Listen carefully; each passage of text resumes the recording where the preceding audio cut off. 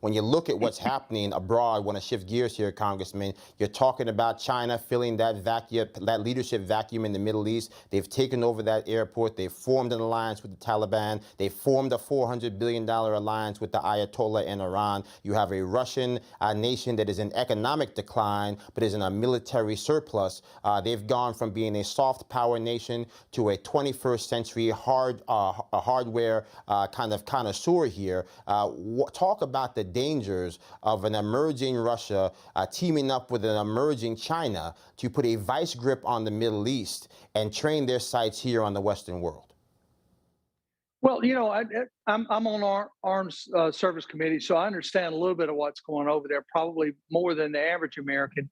But I can't see the Chinese and the Russians working together very long at all, because they have two totally different political views when it comes to their politics. Neither one of them are good. The Chinese scare me the most. I think the Russians are a lot of hot air. They have been for years. They're very small players, but they got very loud voices. But the Chinese do worry me. The Chinese, they've got not only the arms and the sheer numbers, but they also have our technology. We gave them that technology when we pulled out of Afghanistan. There's not a doubt in my mind that technology was sold to China, and they're duplicating it as we speak. So we have got to, as a country, again, as leaders, we've got to step up. We've got to encourage computers, software. We've got to all these components that we need to make computers. They're all made in China right now. We've got to encourage, if not nothing else, the federal government needs to step up and help finance private businesses to get in these businesses here in the U.S. Let's make it here. Let's get ourselves independent. That's where it's going to hurt us, more so than what you and I would consider war. It's a whole different type of war that, if you think about it, they quit shipping computers to us. How long would it take it to tear our economy up? It'd be a matter of days things would start shutting down. So we've got to look far past the end of our nose right now. We've got to plan ahead, and if it takes the government to do it, so be it. Let's get some of these entrepreneurs that are willing to step up and put some skin in the game. Let's get to making some chips here.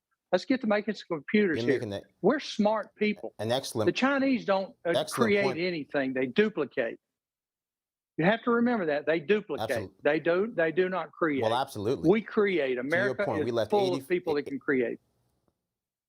Absolutely. We left $85 billion worth of hardware in that desert. To your point, China's probably duplicating it right now. And overall, all of this, forget the virus that they released on the world. They left, in many ways, an economic dent across the planet because we had to buy everything that we needed to fight that virus from them.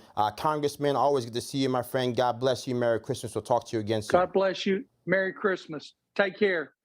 Merry Christmas. All right. Absolutely.